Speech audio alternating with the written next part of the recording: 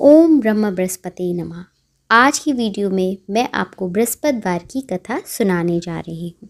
अगर आप बृहस्पतिवार का व्रत करते हैं तो आपको बृहस्पतिवार की कथा ज़रूर सुननी चाहिए, या फिर अगर आप पढ़ सकते हैं तो आपको पढ़नी चाहिए। इस व्रत को करने से समस्त इच्छाएं पूर्ण होती हैं और बृहस्पति महाराज प्रसन्न होते हैं। धन, विद्या, पुत्र तथा मनोवांछित फलों की प्राप्ति होती है। परिवार को सुख तथा शांति मिलती है। इसलिए ये व्रत सर्वश्रेष्ठ, अति फलदायक सब स्त्री व पुरुषों के लिए है। प्राचीन समय की बात है। एक बड़ा प्रतापी तथा दानी राजा था। वह प्रत्येक गुरुवार को व्रत रखता एवं पूजा करता था। यह उसकी रानी को अच्छा नहीं लगता था। ना तो वह व्रत करती और ना ही किसी को एक दमड़ी तक दान में देती थी, तथा राजा से भी ऐसा करने को मना किया करती थी। एक समय की बात है कि राजा शिकार खेलने वन को गए थे। घर पर रानी और दासी अकेली थी। उस समय गुरु बृहस्पति देव एक साधु का रूप धारण कर राजा के दरवाजे पर भिक्षा मांगने आए। साधु ने रानी से भिक्षा मांगी तो वह कहने लगी, हे साधु महाराज, मैं इस दान और पुण्य से तंग आ गई हूँ। मेरे से तो घर का कार्य समाप्त नहीं होता। अब आप कोई ऐसा उपाय बताएं जिससे ये सारा धन नष्ट हो जाए और मैं आराम से रह सकूं। साधु रूपी बृहस्पति देव ने कहा, हे देवी, तुम तो बड़ी विचित्र हो। संतान और धन से तो कोई दुखी नहीं होता, इसको पापी भी चाहते हैं। अगर तुम्हारे पास धन अधिक है तो इसे शुभ कार्यों में लगाओ, भूखे को भोजन कराओ, दान दो, जिससे तुम्हारे दोनों लोग सुधरें। परंतु साधु की इन बातों से रानी खुश नहीं हुई। उसने कहा, मुझे ऐसे धन की आवश्यकता नहीं जिसको रखने उठाने में मेरा सारा समय बर्बाद हो जाए। साधु ने कहा, यदि तुम्हारी ऐसी इच्छा है तो ऐसा ही होगा। मैं तुम्हें बताता हूँ, वैसा ही करना।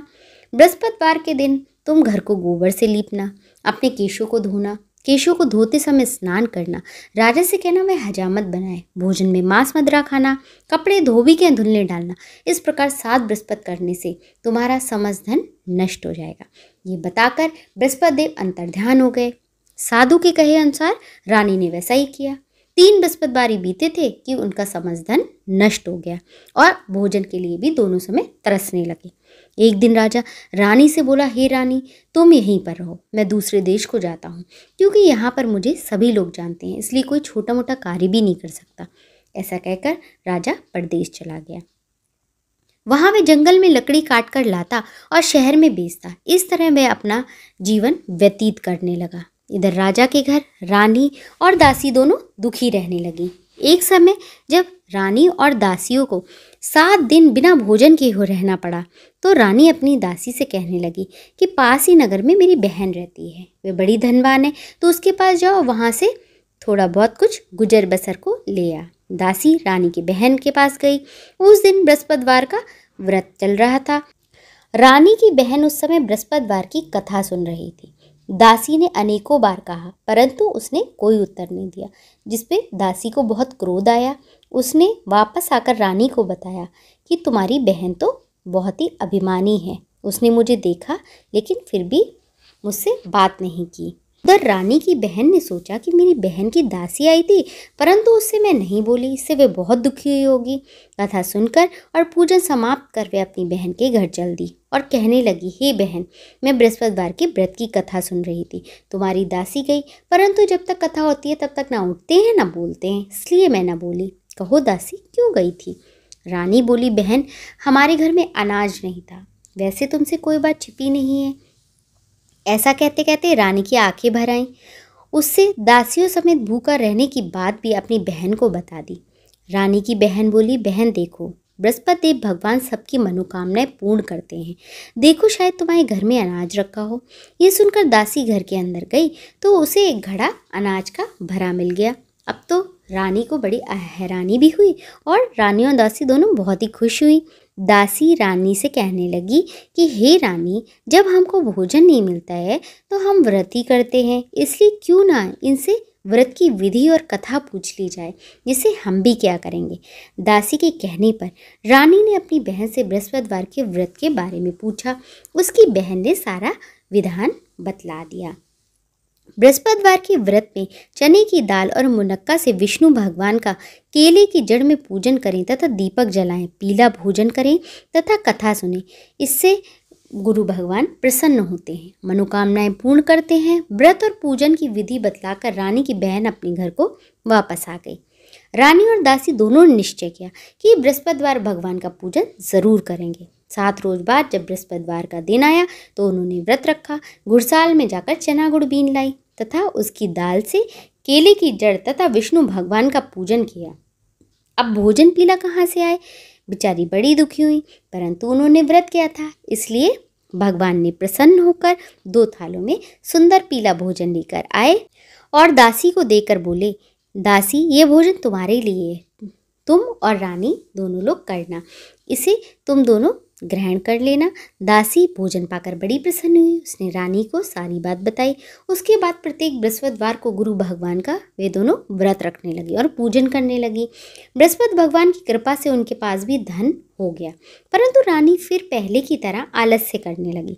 तब दासी बोली, देखो रानी, तुम पहले इसी प्रकार आलस्य करती थी, तुम्हें धन रखने में कष्ट होता था, जिससे सभी धन नष्ट हो गया। अब गुरु भगवान की कृपा से धन मिला है तो फिर तुम्हें आलस होता है। बड़ी मुसीबतों के बाद हमने ये धन पाया है, इसलिए हमें दान पुण्य करना चाहिए। भूखे को भोजन कराओ, प्याऊ लगाओ, ब्राह्मणों को दान दो, कुंवारी कन्याओं का विवाह कराओ, कुआं तालाब बावड़ी आदि का निर्माण कराओ, मंदिर पाठशाला बनवाकर दान दो, अर्थात धन को शुभ कार्यों में खर्च करो, जिससे तुम्हारे कुल का यश भी बढ़े और स्वर्ग की प्राप्ति होगी और पितर भी प्रसन्न होंगे। दासी की बात मानकर रानी शुभ कार्य करने लगी, उसका यश फैलने लगा। एक दिन रानी और दासी आपस में विचार करने लगे, न जाने राजा किस दशा में होंगे, उनकी कोई भी खबर नहीं है। उन्होंने श्रद्धापूर्वक बृहस्पति भगवान से कहा, प्रार्थना की और कहा, राजा जहाँ भी हो वो शीघ्र ही घर वापस आ जाएं। उधर राजा परदेश में बहुत दुखी रहने लगा। वह प्रतिदिन जंगल में लकड़ी बीन कर लाता और उसे शहर में बेचकर अपने दुखी जीवन को बड़ी कठिनता से व्यतीत करता था। एक दिन दुखी हो अपनी पुरानी बातों को याद करके रोने लगा और उदास हो गया। उसी समय एक बृहस्पति देव भगवान साधु का रूप धारण कर राजा के पास आकर बोले कि हे राजन, तुम इस सुनसान जंगल में किस चिंता में बैठे हो, मुझको बतलाओ। ये सुन राजा के नेत्रों में जल भर आया और साधु की वंदना कर बोला। राजा ने अपनी संपूर्ण कहानी बतला दी। महात्मा दयालु होते हैं। वे बोले, राजा, तुम्हारी पत्नी ने बृहस्पति देव का अपराध किया है, जिस कारण तुम्हारी ये दशा हुई है। अब तुम किसी बात की चिंता मत करो, तुम्हें पहले से अधिक धन मिलेगा। देखो, तुम्हारी पत्नी ने बृहस्पतिवार का व्रत प्रारंभ कर दिया है। अब तुम मेरा कहा मानकर बृहस्पतिवार का व्रत कर लो। चने की दाल व गुड़जल के लोटे में डालकर केले का पूजन करो, फिर कथा सुनो या सुनाओ। भगवान तुम्हारी सब मनोकामना को पूर्ण करेगा। साधु की बात सुनकर राजा बोला, हे प्रभु, लकड़ी बेचकर मुझे इतना पैसा नहीं मिलता जिससे भोजन करने के उपरांत कुछ बचा सकूं।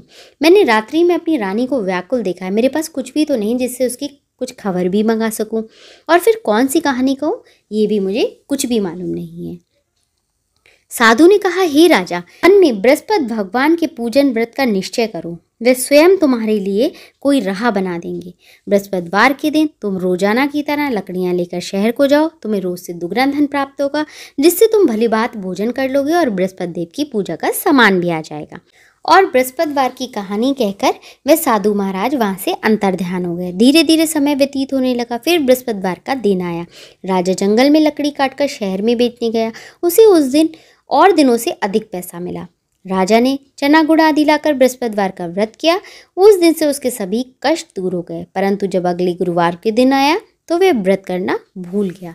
उस नगर के राजा ने विशाल यज्ञ का आयोजन कराया था और समस्त नगर में घोषणा करा दी कि कोई भी मनुष्य अपने घर आग न जलाए, न भोजन बनाए। समस्त जनता मेरे यहाँ भोजन करने आएगी। अगर इस आज्ञा को जो न मानेगा उसे फांसी की सजा दी जाएगी। राजा की आज्ञा अनुसार राज्य के सभी लोग भोजन करने गए, लेकिन लकड़हारा राजा कुछ देर से पहुंचा, इसलिए राजा उसको अपने साथ महल में ले गए। जब लकड़हारे को भोजन करा रहे थे तो रानी की दृष्टि खूंटी पर पड़ी, जिसपे उसका हार लटका हुआ था। वह वहां पर दिखाई नहीं दिया तो रानी ने कहा, मेरा हार इस लकड़हारे ने चुराया है, और उसी समय सैनिकों को बुलाकर उस लकड़हारे को जेल में पड़वा दिया। लकड़हारा जेल में विचार करने लगा, न जाने कौन से पूर्व जन्म के कर्म से मेरे लिए दुख प्राप्त हुआ है, और उसी साधु की याद करने लगा जो जंगल में मिला था। उसी समय बृहस्पति देव भगवान साधु का रूप धारण कर प्रकट हो गए और कहने लगे, अरे मूर्ख, तूने बृहस्पति देवता की कथा नहीं कही, जिस कारण तेरे ये दुख प्राप्त हुआ है। अब तू चिंता मत कर। बृहस्पतिवार के दिन जेल खाने के दरवाजे पर तुझे 4 पैसे पड़े मिलेंगे।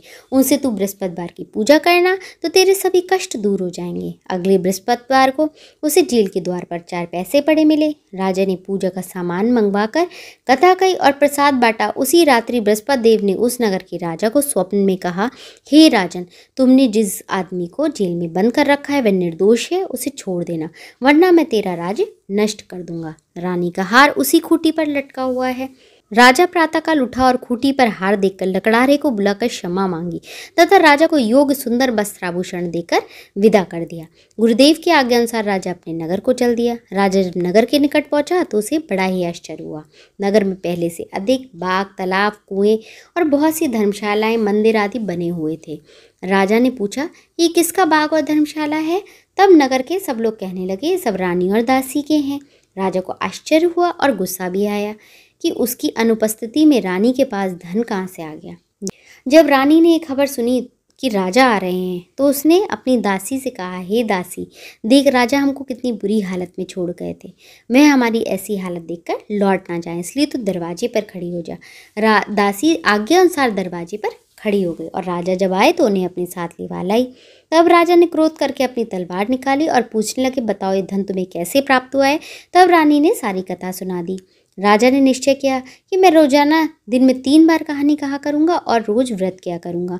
अब हर समय राजा के दुपट्टे में चने की दाल बंधी रहती थी और दिन में 3 बार कहानी कहता। एक रोज राजा ने विचार किया कि चलो अपनी बहन के यहाँ हो आए। इस तरह का निश्चय कर राजा घोड़े पर सवार हो अपनी बहन के चल दिया। मार्ग में उसने देखा कि कुछ आदमी एक मुर्दे को लिए जा रहे हैं। उन्हें रोककर राजा कहने लगे, अरे भाइयों, मेरी बृहस्पतिवार की कथा सुन लो। वे बोले, लो, हमारा तो आदमी मर गया, इसको अपनी कथा की पड़ी है। परंतु कुछ आदमी बोले, अच्छा, हम कहो, हम तुम्हारी कथा भी सुनेंगे। राजा ने दाल निकाली और कथा शुरू की। जब कथा आधी हुई तो मुर्दा हिलने लगा और जब कथा समाप्त हो गई तो वह मुर्दा राम राम कहकर खड़ा हो गया। राजा आगे मार्ग में बढ़ा। उसे चलते चलते शाम हो गई। आगे मार्ग में उसे एक किसान खेत में हल चलाता मिला। राजा ने उससे कथा सुनने का आग्रह किया, लेकिन वह नहीं माना। राजा आगे चल दिया। राजा के हटते ही बैल पछाड़ खाकर गिर गए और किसान के पेट में बहुत जोर से दर्द होने लगा। उस समय किसान की माँ रोटी लेकर आई। जब उसने ये देखा और अपने पुत्र से हाल पूछा तो बेटे ने सभी हाल बता दिया। बुढ़िया दौड़ी दौड़ी उस घुड़सवार के पास गई और बोली कि मैं तेरी कथा सुनूंगी, तू अपनी कथा मेरे खेत पर ही चलकर कहना। राजा ने बुढ़िया के खेत पर जाकर कथा कही, जिनको सुनते ही बैल खड़े हो गए और किसान के पेट का दर्द बंद हो गया।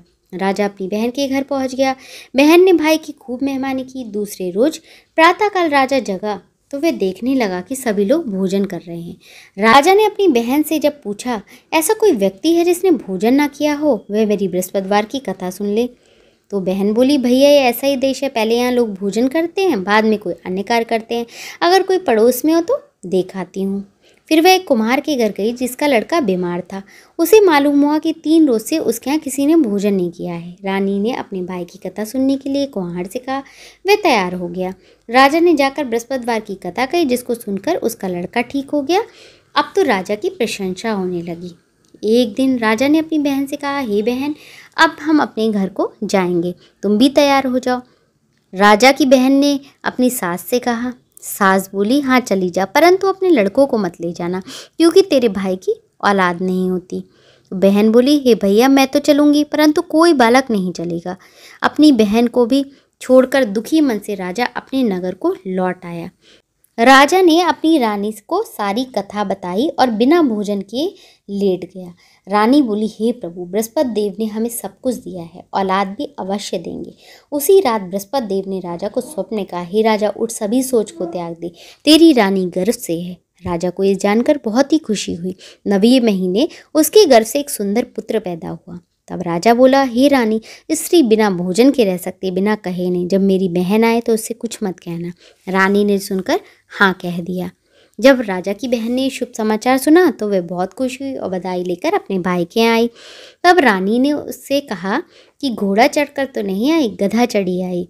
ये सुन राजा की बहन बोली कि भाभी मैं इस प्रकार न करती तो मैं औलाद कैसे मिलती। बृहस्पति देव ऐसे ही हैं, जिसके मन में जो मनोकामना होती है सभी को पूर्ण करते हैं। जो श्रद्धापूर्वक बृहस्पतिवार की कथा पढ़ता है, सुनता है अथवा दूसरों को सुनाता है, बृहस्पति देव उनकी सभी मनोकामनाएं पूर्ण करते हैं, उनकी सदैव रक्षा करते हैं। जो संसार में सद्भावना से गुरुदेव का पूजन व व्रत सच्चे हृदय से करते हैं, उनकी सभी मनोकामनाएं वैसे ही पूर्ण होती हैं जैसे सच्ची भावना से रानी और राजा ने बृहस्पति देव की कथा का गुणगान किया तो उनकी सभी इच्छाएं बृहस्पति देव जी ने पूर्ण की थी। अनजाने में भी बृहस्पति देव की उपेक्षा ना करें, ऐसा करने से सुख शांति नष्ट हो जाती है। इसलिए सबको कथा सुनाने के बाद प्रसाद लेकर जाना चाहिए, हृदय से उनका मनन करते हुए जयकारा बोलना चाहिए। बोलो श्री बृहस्पति भगवान की जय।